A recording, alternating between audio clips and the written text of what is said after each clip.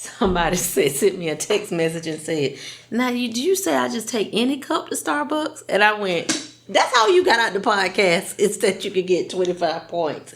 They were like, "Yeah."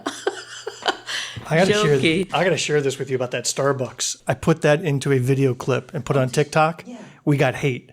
Did you really? We got hate. Why? And it was a very funny clip about your mama teaching you skills of Starbucks, and the observation. Yeah. Great clip, very funny. Uh-huh. But then it all became about anti-Starbucks propaganda. And something to do with Starbucks and Israel, Palestine, and corporate. I don't know any of the politics of Starbucks. Yeah, I don't either. But apparently that was a landmine that we walked into, and now we're doing product placements on behalf of corporate greed. And I was like, okay. Are you serious? Yeah. The comments were nasty. It was our first blowback. We got canceled over Starbucks. Never been canceled before. That's crazy. You would think as a Democrat I'd be used to being canceled, but nope. Over a Starbucks cup and drink. I blame you for getting us canceled. I'm sorry. So early on. We'll talk about it. And guess what? I don't care if they bother. I mean, that's what I did. And I'm going again. You know what? It's really funny how they always they're that up in arms about Starbucks and the Palestine, but there's so many wars that are taking place on our own state side that you're not protesting against. So that same energy you're using about Palestine, put that into some of the wars that we trying to take care of here. All right. Enough of you preaching. I'm sorry. I'll make sure that they know your response. Thank you.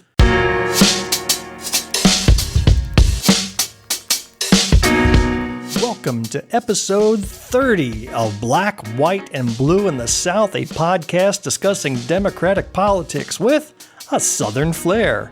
I'm Bill Kimler. I'm Jumelle Brooks. And we're coming to you from Greenwood, South Carolina, a little red county in a very red state. If you like what you hear, please leave a rating and a review. Tell your friends about us. Follow us on social media. Or better yet, somebody send an extra case of disinfectant wipes and jugs of hand sanitizer to Hope Church in Greenville, South Carolina. What? Why, you ask? Yes. Listen to this. Progress continues here at this building off of Interstate 385 in Greenville. What was once a strip club will soon be quite the opposite. Hope Church bought the old Platinum Plus building on Frontage Road between Haywood and Roper Mountain Road in November of 2022. They brought Platinum Plus. Glow like it used to. Pastor Rich Butler says Hope Church has been in the upstate for 35 years in both Spartanburg and Simpsonville. But he says it was time for a third location and time to rewrite a story of hope. This place used to be notorious for heartache and tearing families apart. In fact, Greenville has a rich history of churches that do great work under the name of Jesus. Greenville is a healthy city. It's a safe city. It's a city where families can thrive, except for this location. Historically, right in the middle of a beautiful area in East Greenville, there was this bruise on our community, and we feel like God's called us to offer a healing balm in the name of Jesus. So we wish them well, and I think I'll just leave it at that before I get us into trouble. Yeah, back away quickly. Let us know what you think by dropping us a note at Black. First of all, you seem very familiar with Platinum. I do. I used to work beside it. Not at it, but beside it. I almost had a heart attack there. Let us know what you think by dropping us a note at blackwhiteblue.in-the-south@gmail.com. Send us your comments, questions, topic ideas. You can find us on Facebook, YouTube, Instagram, Twitter, TikTok, Threads, and Mastodon. We share video clips of our episodes and links to the news articles that will make you more informed. We have a Linktree page that can connect you to everything, so look at those show notes, where we'll have that and links to all material mentioned in today's episode. Hey, Jumelle. Hey, Bill. We got another podcast review come in. I want to hear it. And this is actually from somebody you know. I know? You know. So this is user RR1083 who wrote and sent us the following. Great podcast. I work with Dr. Brooks, and I am inspired by her on a daily basis. I really enjoy the perspective that you both bring on current issues concerning politics. It is definitely reassuring to know there are some blue dots in what feels like a sea of red in South Carolina. Great job. Now, obviously, I have no idea what voice RR1083 has, but this is somebody you work with. So That's a little scary. if I got the voice wrong, please completely forgive me. I will find out. I'll go on a hunt to find out who it was. But based on that voice, you can't tell who it was, huh? No? All right. Well, we thank you for those kind words. Thank That's you. the kind of thing that fuels us and has us coming here every week to put on That's right. 30 to 50 minutes of entertainment and information for you all. Yeah. Now, to warm us up today, before we get to some of the heavy topics that we're going to cover, I have a couple of videos that I want to share with you. Let's go. The first is a school teacher, this is interesting, who went undercover and exposed the woke agenda in his school. Are you ready to see this? I need to. All right, so let's watch. Exposing our woke science teacher. What did I do? Look at this. Showing kids that color matters. Rainbow, trying to support the LGBT. Science, open border. Exposing our 8th grade math teacher. Look at this. Free supplies. They're going to think that the world is going to be handed to them. Black and brown markers. My God, what are they teaching here? Critical race theory. Exposing our drama teacher. Yeah, I don't have time. Please? Fine.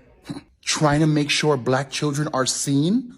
She's not even trying to hide it. Objective. What's next? An agenda? Mindfulness in school and science. I thought this was drama. Exposing my principal.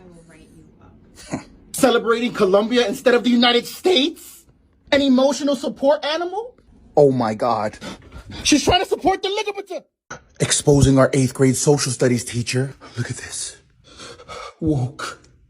My God. He's teaching the liberal agenda. No.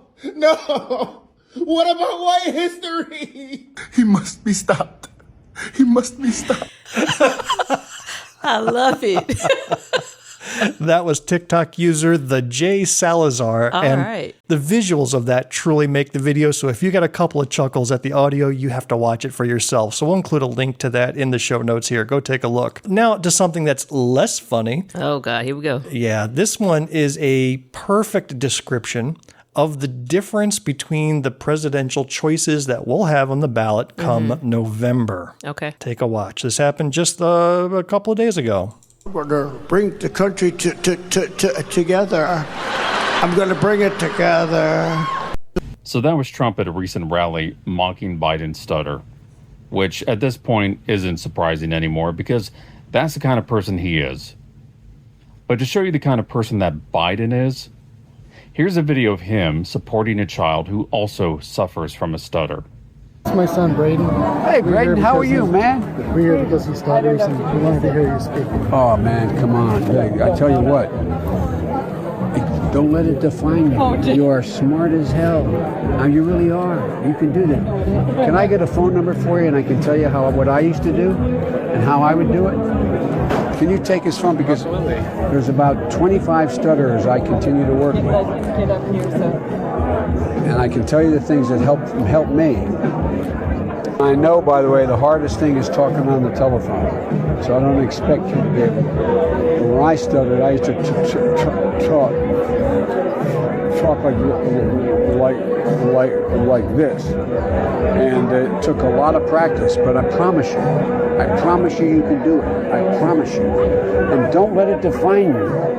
You're handsome, you're smart, you're a good guy. I really mean it. Don't let it define you. And you know when I say I know about bullies, you know about bullies. The kids who make fun, it's going to change, honey. I promise you. As you can see, the difference between the two men could not be more night and day. One is a bully, and the other one is supporting a child about bullies. Now, I don't need to know that Trump has been slapped with federal indictments and criminal charges to know that he's a bad person. All I have to do is listen to him speak. And if you can listen to Trump belittle people like that and still be like, yep, that's my guy, then quite frankly, you're a piece of Biden is my president. Yes. Without a doubt. Yes. Without a doubt. Did you not see him pour into that kid? Here we are. We have one, I'm going to struggle with this being able to put this person in a category, but we have one individual, and that took a lot out of me, Trump, who is running to be the leader of this country, the country and the side that is saying they want to save lives, right? And that's what he's doing. But then you got another gentleman who is our current president and should be the president come November 2024, that is actually working with the life that is here and pouring into it. That's what you want to see. You can save more lives by demonstrating those actions than the actions that the other individual is displaying time and time again. Amen. I mean, you saw Biden take a good 5-6 minutes out of his day. I mean, this is the leader of the free world to talk to a 10-year-old kid about an issue that was very personal to him. Got his phone number. You know Joe Biden's going to give him a call if he hasn't already. He's a man of his word. And I thank TikTok user Damon Ekstrom for bringing this to light, and all of his comments were dead on, and I thought it was worth sharing here today. Yeah. Fired up! Ready to go! Fired up! Ready to go! Fired up!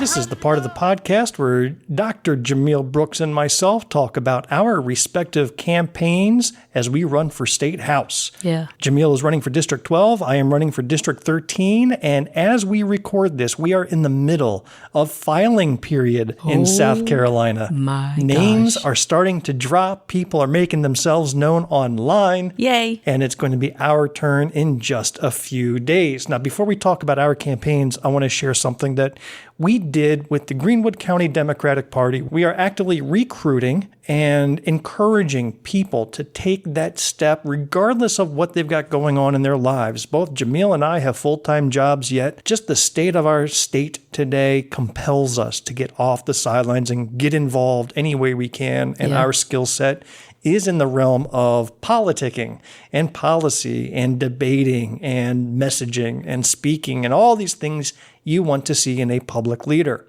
So as the Democratic Party, we have actually invested quite a bit of messaging and put some money behind it.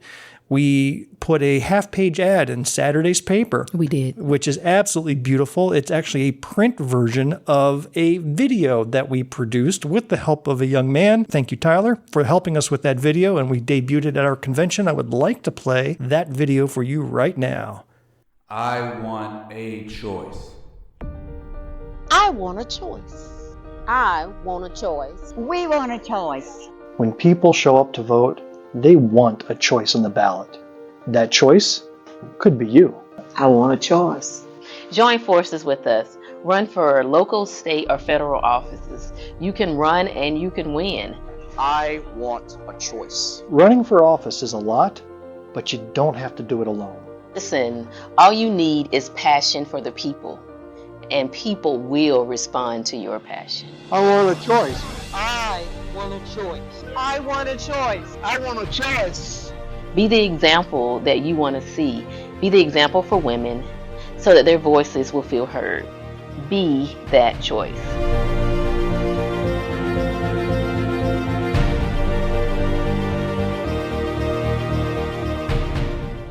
Ooh. I mean, every time I see it, Yes. I just get goosebumps. Yes. Like, that is so cool. That was great work. 60 Great work. seconds, and we were very proud of it. I hope it yields some results, but you know what? We will not go down without trying. That's it. So we want to see a choice on the ballot for every position.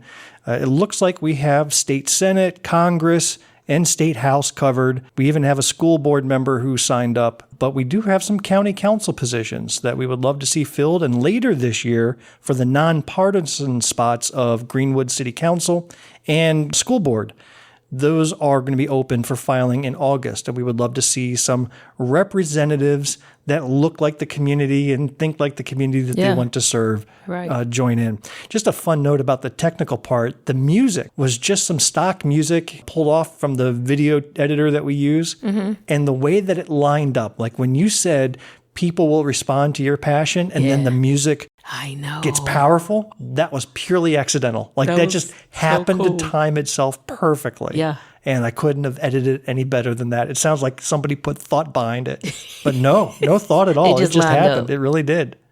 So what are some highlights that you would like to align about our campaigns that has occurred over the past couple of weeks since we last talked about it? You know, more and more people are saying, I think we get more thank yous from people, and that's still catching me off guard. I'll thank someone for a donation or for them wanting to volunteer, and they'll turn it right back around and say, no, thank you for doing this. I got caught off guard, and I'm going to try to do it in a way where I don't really disclose where the person was. But an individual walked up to me and said, hey, Jumelle. And I said, yeah, what's up? And they said, I just can't thank you enough. And this came out of nowhere. There was no intro conversation. There was nothing.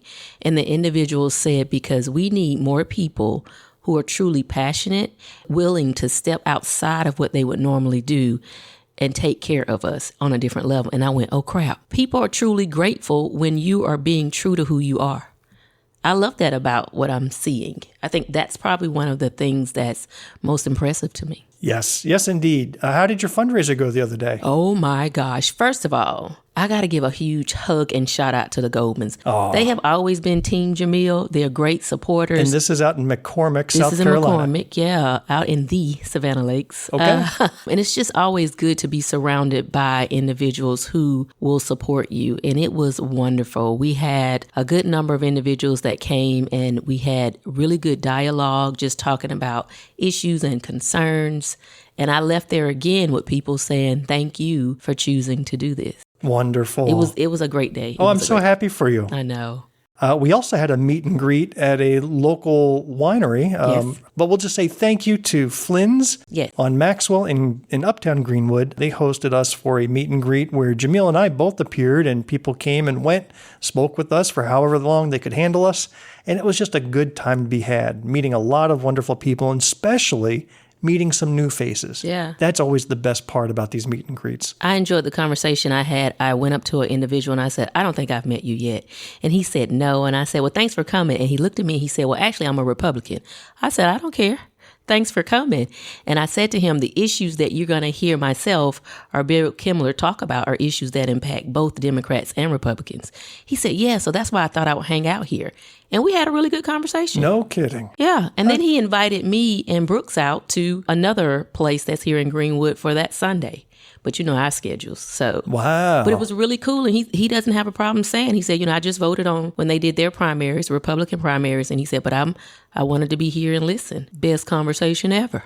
Well, filing again is here. And by the time this broadcast is released, there will be just a few days left on the calendar in which to file for the partisan offices in South Carolina. It ends at noon on April 1st. Yeah. If you have any concerns or questions about running for office, reach out to us. Both Jumelle and I would be happy to talk you through any questions you have. This is my second time running. The first time I learned so much, and it was truly one of the most rewarding experiences of my life, even though I didn't win at the end. Yeah. It only reinvigorated me to stay involved and push forward and take another chance at this. Yeah.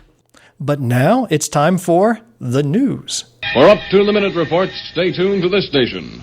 Now the news. South Carolina NAACP won the right to publish current eviction data, and that data is actually out. Well, that's really interesting thing to have a lawsuit over. I mean, think about that. This is public data. Yeah. Why would they have to win the right to publish it? That's a good question. I think the headline was misleading. Okay. The lawsuit that the NAACP and the ACLU filed against the state of South Carolina wasn't about publishing. Mm-hmm. It was about collecting the data. Correct. So for years, the NAACP had some highly skilled technology data gurus on their team. Whenever a landlord files an eviction, it is visible on the South Carolina Public Index. That's a state repository of public filings for the courts. Okay. The NAACP technology guru, who I wish to meet one day, I know you do, wrote a program that automatically scraped that website to collect eviction notices. Now, they could do it manually one at a time and write stuff down or copy paste, but they did it automatically. And the South Carolina justice system said, nah, you're not allowed to do that. So as of 2022, the NAACP had to file a lawsuit to win that right back under First Amendment rights. Yes. Which I thought was really interesting. In this timeline from 2018 to 2022, the NAACP was able to do this. Then they were told they were not allowed to do it. Then in January 2023, there was a motion by the defendants, which would be the state, to dismiss this lawsuit. It got denied, which meant the NAACP was able to continue going. I actually read their judgment, and there was one paragraph that the justices wrote in their decision to dismiss this motion. They said, but by that same token, defendants, that's the state, lack unbounded discretion in determining the extent and manner of access. Employing a similarly extreme example, the First Amendment prevents defendants from making the information available only on the third Thursday of each month from 7 to 7:10 in the morning and only to lawyers wearing orange shirts. The point being, you don't have unbounded authority with your data to dictate how it's allowed to be accessed. Yeah. So the motion was denied in January 2023. Then by September 2023, the case was settled and the NAACP got full access. But now it took them until March of 2024. The NAACP released the results of all that data they were able to collect. And it is eye-opening. Tell us what we saw, Jumelle. So here's what it found. There's this thing, and I think everyone should Google it, look it up. It's called the Eviction Lab. Really cool name. And it went live in 2018. And what it was doing was measuring the eviction rates from 2000 to 2016. And it's broken out on an interactive map, which is really cool. Great learning tool. You can. So this is nationwide, not just South Carolina. Correct. But we're going to talk about South Carolina. Okay. Yeah, because we didn't place well. Not surprising. But it shows, based on the city size from the entire United States, where your state placed with evictions. South Carolina is going to be discussed, but I want to make sure we point out, using those interactive maps, some of the results that they found was most eviction-prone large city in the U.S. is North Charleston. The most eviction-prone mid-sized city in the U.S. is St. Andrews. South Carolina, don't hold your breath. We didn't do well here either, y'all. South Carolina is 47 out of the 100 most eviction-prone rural small cities in the U.S. So this made us... That's almost half. That's almost half. There One thing we go I noticed, again. they listed the top 10 cities. 2 of the top 10 cities are in South Carolina. And as you mentioned, the worst is North Charleston. Yeah. As bad as we are, I don't know if you noticed this, but Virginia has 5 out of the top 10 cities, including spots 2 through 4. So between South Carolina and Virginia, that's 70% of the worst cities for evictions. Yeah, yeah. And so I always say, again, here we are. We're on the bad list, and we sit at the top of what's going on. I want to give a shout out to McCormick, but there are some contributing factors. But it's really cool to note McCormick County has the lowest eviction rate in the state. Yeah. Guess where Greenwood ranked? We were number 9 out of 46. So these 2 adjacent counties that both you and I are very familiar with, McCormick was the best, and Greenwood was the 9th worst. Yeah. How interesting is that? Interesting. So I went a little deeper and went to the civil court data, and I wanted to see where Greenwood was, like on a national level. Greenwood comes in at 48%, 48.7. The national level at that time was 45.83. Not bad off the mark, though. And then there's this section entitled Rent Burden Resident. Greenwood came in at 48.7% rent burden residents, and nationally that score was 45.83%. Then there's a poverty rate that we should always keep our eye on, and the national index for that was 12.94, and Greenwood comes in at 17.1. That's a huge jump. Yes. That's a big difference. So I went a little deeper and I said, well, what's happening in the month of January? Since January 2024 is when we had a release of information, right? Let's look at the last couple of Januaries. 2019, there were 309 eviction filings in South Carolina. Greenwood is where I was looking. 2020, it was 302. 2022, it was 164. Whoa. You see that dip? Yeah. But guess what happened in 2024? 254. Wow. This is also during that COVID time. You were probably getting stipends. Rents were held. There was a lot of COVID support money out there. And then you couldn't evict during those time frames. So I think that impacted the numbers. But what you can see is now that we're coming out of that, the eviction filings are tending to creep back up. So there's a question that I had asked as I was reading this article. Why is South Carolina such an outlier compared to the rest of the nation? I mean, if you look at the state as a whole, our eviction rate is the worst, and it's not even close to the number 2 on the list, believe it or not. Okay. So why is that? And I looked at the law, and there's a couple of things in South Carolina that helps contribute to this. First, interesting fact that the research showed is that there really isn't any difference whether you're rural or urban in South Carolina. Eviction rate is similar. So there's no rural-urban divide. So strike that out. But some things that does make South Carolina unique. Guess how many days after a late rent payment that an eviction can be filed by the landlord? How many? 5. 5 days, you miss a payment. Let's say you were ill in the hospital for some reason, or maybe you were traveling, got stuck out of town, or for whatever reason. Or maybe you were just laid off and you're living check to check and your first, you just didn't have your check. You miss one payment, you can be evicted or be given an eviction notice within 5 days. And the eviction notice says in how North long? Carolina, just for comparison, the landlords have to wait 10 days. So that's a full week and a half for the tenant to get their money together and avoid an eviction notice. The other thing that's different is the cost for the landlord to file an eviction notice. Anywhere in the country, and let's say North Carolina, it could be anywhere between $100 to $250. Around the country, the average is $115 to file an eviction. Guess what it is in South Carolina? Probably 50. $30. I knew it wasn't going to be much. $30. You can scrape that in coins from underneath your car seat and you can file that eviction. We make it really easy to file eviction notices. There's absolutely no penalty for the landlord to do so, whether they're justified or not. So these two things in collaboration with poverty, like you say, and other contributing factors put South Carolina way off the map. Yeah. Finally, after many long months of debate, the South Carolina Senate has reached a compromise that tweaks how the legislature selects judges. Now, I really hadn't been paying attention to this issue, and before we talk about the tweaks that were made, do you think we ought to know how they used to pick judges or what the current process was? I think that's important. I actually have an audio clip of that. Take a listen.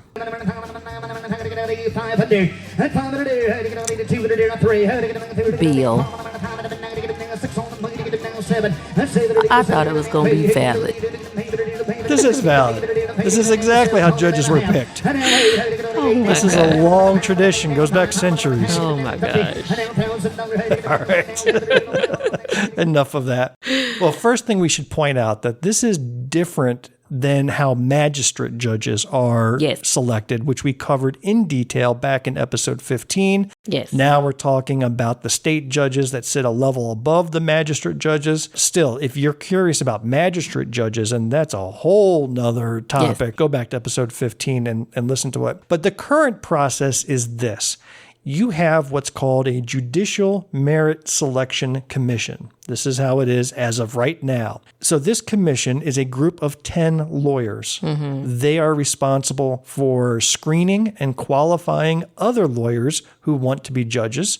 And there are only 3 candidates that they're able to take a look at. So they're limited to 3 candidates, and then they'll choose from among them and then pass it on to the General Assembly, both the Senate and the House, for a vote. Yeah. The Senate and House appoint 5 members each to this group of 10 lawyers. 6 of the lawyers are members of the Senate and House, and the other 4 are outsiders, so to speak. But the House and Senate both appoint members to this. So apparently, there's a problem with this. And this has been a point of big debate because they're not liking some of the judges that are coming out of this commission. One of the complaints that I saw was that the people who are on this commission have been on there for too long. They know too many of these candidates and may have personal grudges against the candidates, and sometimes their decision-making or bias is called into question. So they were looking to revamp this whole thing. Now, it got ugly over the last couple of months. I don't know if you knew this. I bet it did. But the House and Senate were at war with each other. So it's around this time of year that they're supposed to be voting on new judges to replace the ones that have retired. The Senate refused to participate and entertain any nominations. until some sort of overhaul to this process was performed. They basically held the process hostage. And the Speaker of the House, Merle Smith, said some snippy words. The President of the State Senate had some snippy words back, and there was some bad blood between the two. But finally, it all got resolved, and the Senate finally reached a compromise that now has to go to the House. Yeah. It's expected the House will adopt it, but there may be some things you never know with the House, what they object to. Mm-hmm. So what do you know about this, or what have you observed? So the process, I think, it's time for it to be revamped. One of the things that I've said in the past is that sometimes when you push to have a certain law or procedure put in place for your good, it may lead to the benefit of someone else. I think that's what's going to happen with this. So having that, like they said, where some of the lawyers, or there may have been grudges being held against them, that were their picks. That's why they were upset. But I'm hoping because their picks didn't make it, and it made them say, let's look at this again, it's going to let some other qualified individuals come through. One of the things that I think I pulled out from this piece is that I like the fact that there may be a little more versatility in the individuals that can make it to the evaluation table or to be actually be considered. Before there was a bottleneck and you only got to see so many, so this does increase the number there. What they said was that the system gave the legislature too much power over the judges. I get it. We see that all the time. Well, it's interesting. South Carolina is unique. It's only one of 2 states in the country that pick these judges through votes by the House and Senate, which we call the General Assembly. Yes. Other states hold elections. Other states have the governor appoint judges. You know, there's different ways to do it. Yeah, but I don't want him appointing judges for us. Fair enough. Now, this is interesting because this topic actually had some strong bipartisan support. So you take, for example, the Attorney General of South Carolina, Alan Wilson. He wanted an overhaul. He wanted to remove that 3-candidate cap. He wanted the governor to be able to appoint members to this commission to partake in the decision-making process. He also wanted some other legislators removed. Like he actually wanted some fired from it. Yeah. But then we also have Andy Brack. We know that name. We do. From the State House report, very liberal-leaning mind. And he recommended some changes. He also wanted to get rid of the rule that only 3 candidates can be qualified and nominated. And then he also wanted the makeup of the commission to change. In fact, he wanted to have complete outsiders do the selection. Don't have members of the General Assembly be part of the commissions. Anyhow, there's some overlap here between conservative views and the liberal views. So, what were the actual changes that were implemented that you should know about? Yeah. I counted 9. So I'm going to run through these real quick. The compromise that the Senate put out would add 2 more people to the panel. So it's going to grow from 10 to 12. 8 of them could be legislators. The other 4 don't have to be. The governor would be able to make appointments. So instead of just the House and the Senate appointing, the governor gets to pick 4 of those 12. So it's like a third goes to the governor, and then the other 8 are split between the House and the Senate, sharing of power among the different parts of our government. Number 3, the House and Senate each gets 4 appointments. Number 4, the legislators are going to be time limited when they serve. So they can only serve a 4-year term at most. So when a judge that they appointed the first time comes up for re-election, let's say, or re-evaluation, the legislators are gone because they've been timed out at that point. Yeah, but they wait 4 years and they can come back.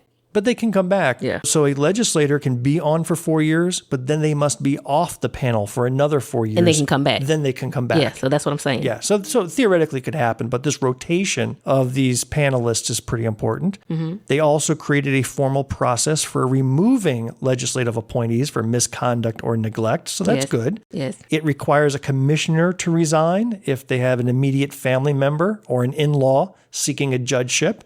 That's good. You don't want to have that conflict of interest. Number 7, instead of 3 candidates, the panel could forward as many as 6 up for a vote, which I think makes it more competitive and gives options. Number 8, all of the screenings are to be live streamed for the public, which I love watching those. And finally, a candidate would need a majority of votes from both House members and senators rather than a simple majority of the full legislature. So that's an interesting change. So before, everybody would sit in the same room, senators and House members, and they would have a total vote and a majority wins.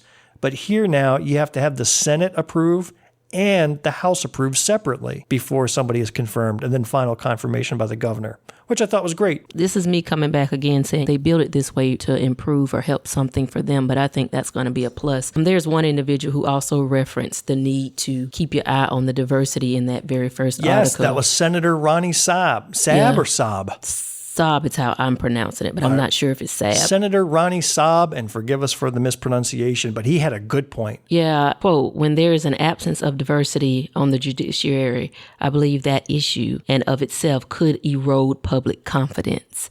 Good to bring that out because we are currently faced with the only black Chief Justice in South Carolina getting ready to retire out. We currently are the only state to have a state Supreme Court justice, a bench full of all men. And once Justice Beatty retires out or ages out of the system, then it could possibly be all white. That will be this summer, as a matter of fact, and they will have to elect a new justice for the state Supreme Court in June. Yeah. But Senator Ronnie Saab made a fantastic point. He says that the public, you and I, are more concerned with who actually ends up on the bench instead of all this behind-the-scenes stuff in the screening panel. Yeah. But maybe with more candidates to choose from and a larger commission and some equal sharing of power, maybe we would find ourselves with a greater diversity in the Supreme Court. Yeah. You know, this last topic just really does me in, but I'm going to read it. Black voters are drifting away from Democrats. Will this hurt Biden in South Carolina? Now, you and I were just talking about this in a recent meeting. Like, is it true that black voters are starting to shift from Biden to Trump? Who brought up that question? I forget where that was. Well, that came from something that I said about why black men aren't voting. Yes. And we had a really good discussion with this group. And one individual in the group said they were leaving the Democratic Party and they were going to vote for Trump. And I said, well, I don't get it. Do you really think that that's happening? I think that that's just what they can classify as fake news. I think it's AI generated, trying to plant the seed. And she said something that made me pause. And I went, you might be right. She said that what is happening within the black male community is that politics has not worked for them in so many years staying under the Democratic umbrella. They haven't had the support. They haven't had the policies pushed that help solidify them and put them in placement where they can be successful. So she said for somebody to stand up and say, you know, I'm paraphrasing, forget the current system because the current system ain't worked for us forever. We might as well go with this dude. So it's like the procedures that have been put in place haven't benefited us. So let's try another option to see what the outcome is. Well, let's listen to a spokesperson for all black men in America, Snoop Dogg. Not Kid, of course. Yeah. But Snoop Dogg recently put out a statement saying that he thought Trump was a good dude, and another gentleman reacted. Let's take a listen. Snoop Dogg claims he's had a change of heart about Donald Trump. He ain't done nothing wrong to me, he told the Sunday Times. He has done only great things for me. He pardoned Michael Harris. That's one of Snoop's friends. But I regret that Snoop and other Trump-loving rappers conformed to the perception of rappers as self-centered, ill-informed, up for sale even. Back in the day when Trump was perceived as a rich philanderer and not a race-baiting fascist, men in rap would name-check him very often. I'm Donald Trump in a white tee and white ones. It's just sad that so many are being used to paper over his bigotry today. Because as a black man, I know the guy who attacked civil rights heroes, terrorized black election workers, accused black cities of election fraud, called black countries holes, encouraged police violence, and celebrated Confederate generals. So maybe he did nothing to you, Snoop, but he did plenty to us. I think that's it.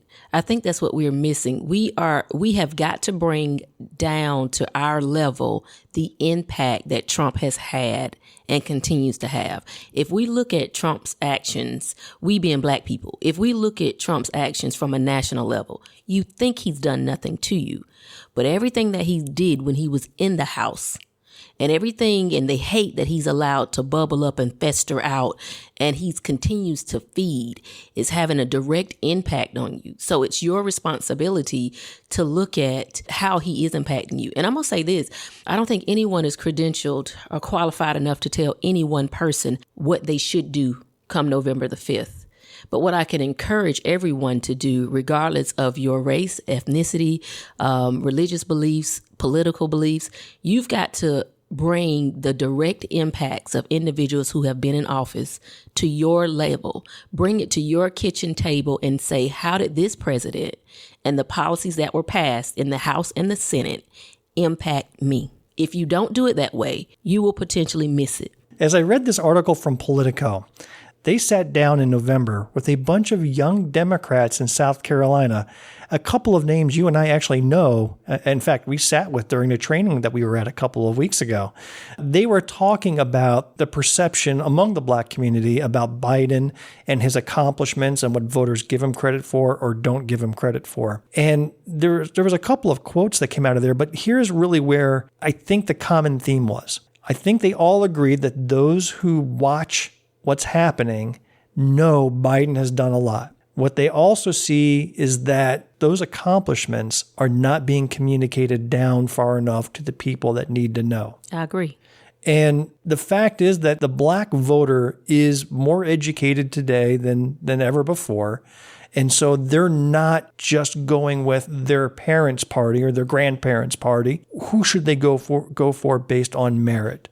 And they're just not seeing what it is Biden has done. I don't think that to say that, they may be a little more educated today. I mean, even back in the days when your family would gather around the table, what's happening now, it may be that they're educated more independently today than they were before. But if you go back to like when I was a kid growing up, we had kitchen table conversations with my mom, grandpa, my dad on who we were getting ready to go vote for and why. So I think the only part that I would say to change in that statement is that they were educated then and they're educated now. The way they're being educated or the way we're being educated has changed. Maybe we're not sitting around a kitchen table with the family anymore discussing this. Now it is what is coming up on my feed. That's how I consider myself to learn and to be abreast of what's going on. And so what we have to do as a family or friend is bring it back to a centralized point where we can all say, what is the valid points in this piece that you just saw, this 60-second or this 30-second clip? What part of that really resonates with you? And how would you conduct yourself if you were in office? The Carolina Panorama is a black-owned newspaper here in South Carolina. And there was what they called a scathing op-ed about Joe Biden. So I'm going to read some quotes from it.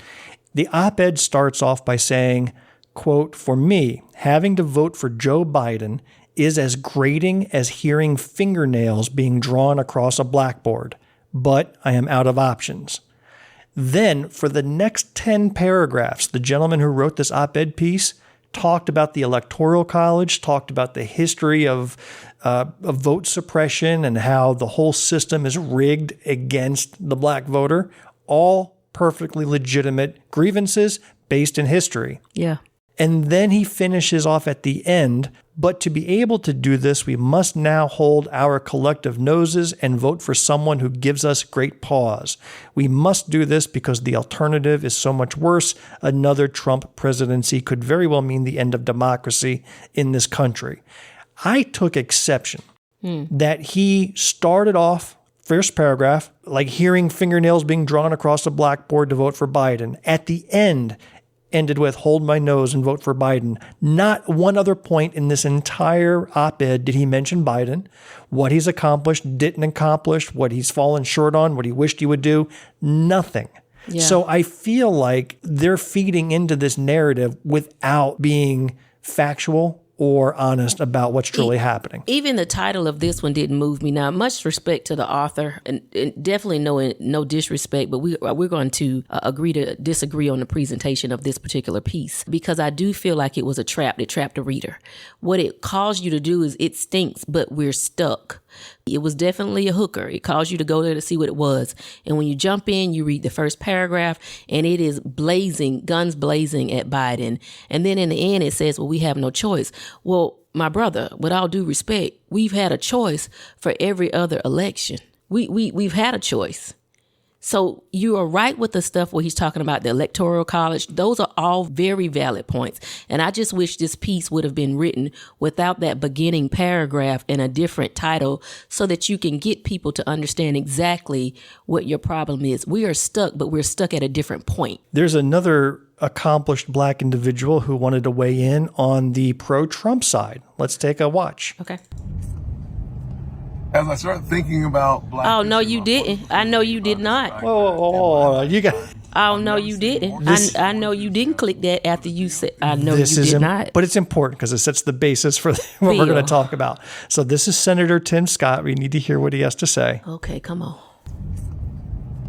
As I start thinking about Black History Month, one of the things I think about is the fact that in my lifetime, I've never seen more interest, more enthusiasm for the GOP, the Great Opportunity Party, than I do right now. Listen, 1 out of 4 African Americans are thinking about voting for President Donald Trump for 4 more years. Why? Because of the failure of Joe Biden and the success of Donald Trump being president. HBCU funding, the lowest record ever for unemployment. We're talking about research for sickle cell anemia, heirs property developments that were positive. We have a lot of success. More to come later. But the GOP rising again. So Tim Scott repeats some of these greatest hits, which have time and time again proven to be outright lies and falsehoods. So I'll give one example, because this is why I wanted to play this, to level set the message that is being pushed that needs to be countered. Yeah. So you and I are going to do our little part here and counter some of that narrative, shall we? Let's go. Let's talk about unemployment, because that was the one thing Trump would tweet about all the time. Like his one big accomplishment for Black America was the lowest Black unemployment in history. The fact is, the all-time low was set under Biden last year when Black unemployment fell to 4.8% in April of 2023. I guess they didn't read that The part. lowest in history, at least recorded history, because I think prior to the 70s, they didn't keep track of this. Yeah. But, I mean, and one person commented that, heck, in slavery, unemployment was 0. Yeah. You know, but you don't count that. So right away, Tim Scott's going to keep mouthing that same falsehood over and over. Let's talk about HBCUs. In 2019, Trump did sign a bipartisan bill that provided more than $250 million per year to the nation's historically Black colleges and universities, and some other institutions serving minority students. Biden has provided more than $7 billion in funding to HBCUs. Now, I'm a college graduate with a degree in math. That's a lot more than $250 million. Not only the money, but he and Vice President Harris have been actively involved in HBCU discussions, leadership roundtables, nonstop, and also that bipartisan infrastructure law and the CHIPS and Science Act. Yep. Those 2 major accomplishments had clear provisions designed to specifically bolster opportunities and funding at HBCUs. Let's talk about something else. You talk about, what was it that Snoop liked? That his buddy, the Michael Harris? Yeah, got pardoned. Got pardoned. President Joe Biden pardoned thousands of people convicted of use and simple possession of marijuana in Washington, D.C. and on federal land, granted clemency to 11 people serving disproportionately long sentences for nonviolent drug offenses. Joe Biden isn't helping just friends for political favors. He's going after institutional problems, such as draconian marijuana laws that are trapping the Black men across the nation with penalties that are far too harsh for the crime they committed. One other major point I want to bring up. Let's talk about judges. Let's talk about, and this is one of your favorite topics, because you want a bench that represents the people that they're laying their decisions down upon. Yeah. Joe Biden's administration has appointed more minority and female federal judges than any other president in history. As of November of last year, 95 women judges were appointed by Biden. Yeah. At the same point in his presidency, Trump had 36, a third of what Biden has done. Talk about minority. Nearly 2/3 of the judges Biden appointed, that's 96 out of 145, 2/3, are Black, Hispanic, Asian American, or members of another racial or ethnic minority group. So that's 96 judges. At the same point in his presidency, Trump appointed 22. Yeah. 22 out of all those. Mm-hmm. So you talk about which administration is performing for Black America. It's got to be hands down the Biden administration. I still struggle with understanding how did this message change? How did this theory of, one, understanding the role of the president and the impact of the president at the local state level? Like, how did that message change? Now we're asking, is this somebody you would vote for? And the number one thing you hear is, he hasn't done anything to me or for me. I almost feel like we have forgot that there are several steps that get to him. And anytime you're comfortable with saying, I'm against Biden because he hasn't done anything for me, but you don't hold the people that are right up under him accountable for their failure to perform and protect you or provide for you, and they look at you every day like they're closer to you, they're within reach to you, you don't hold your local state officers and officials at the same level you're holding this president. They're the ones that are making the laws, he's passing or not. One of the people who was interviewed said that she had a conversation with a Black business owner who said that he made a lot more money 4 years ago under Trump than he did today. Guess what his business is? What? He owns a funeral parlor. Oh, what was happening wow. 4 years ago versus today? COVID. Yes, when people were dying by the thousands every day. He didn't get that? He did not. No, he associated his personal financial success not to a pandemic that wiped out a million Americans, but instead he said, oh, I was better under Trump. So he associated his personal success with the detriment that so many others suffered from. With that comment, he's aligning himself right with Trump. You don't realize you only had those bodies because of the situation that we're in now. Now let's go a little bit further to the business owner. How did you gaining money impact those individuals who had to give you those bodies? Were they able to pay the insurance premiums to keep the life insurance policies going? So I'm going to end with a question to you. What is legitimate about the complaints that we do hear from the Black voters that we should address and do things differently this year and in years future? We don't just do it this year. What are some things that we need to do better? I think they're all legitimate. I think that the Black population still struggles to be considered a whole part, not 3/5. I think we're still in that mindset, even though, of course, you've had laws that does overwrite that 3/5 mentality. But in terms of just advancements, anything that allows an African American to move up another level, there are 39 more barriers there than there are for our white counterparts. So the complaints and the issues are legitimate. It's not as easy to open up businesses. There are some hurdles you got to go through in terms of getting into schools and getting considered for really good, well-paying jobs. It's one thing to have the unemployment rate drop, but is the rate that it dropped, are we bringing in enough money to actually hold down the fort and keep our houses and homes and apartments and not end up on the eviction list? So the complaints are warranted, and they're not new complaints. We've been left out. We're still being left out. And what is pissing Black people off is they're tired of being left out. I think we can address that here in Greenwood, as we know in some of your precincts for your race for House District 12, the participation rate in primarily African-American communities was around 22% voted in that last election, in 2022's election. Yeah. And we need to be more present, knocking on doors, making ourselves known, not taking votes for granted. We need to work just as hard there as we need anywhere else. Here's what I want us to keep in mind when we're talking about a diminished count in voters for either race group, but I'm going to talk about Black people. Sometimes we have a lot of things going on. Maybe the last day that you could take off or come in early, you ended up at your kid's school. So now you can't take off early.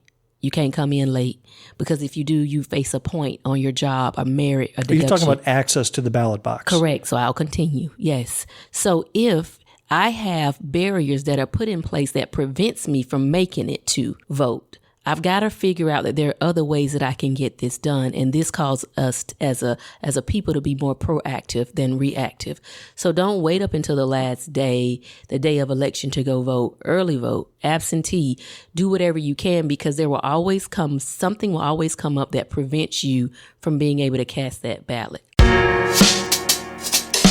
And that's a wrap for this episode of Black, White, and Blue in the South. We hope you enjoyed what you heard. Jumelle, did you enjoy what you heard today? I don't know. Mixed emotions.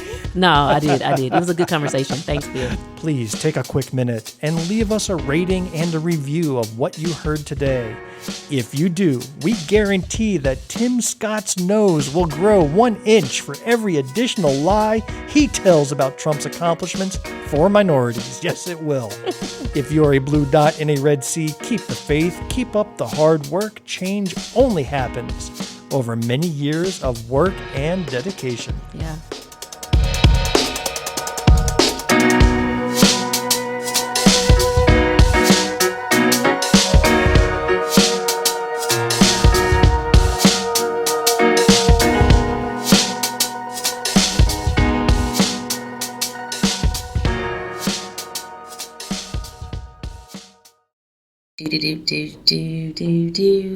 The end. The preceding podcast is a product of Big Media and copyright 2024, all rights reserved.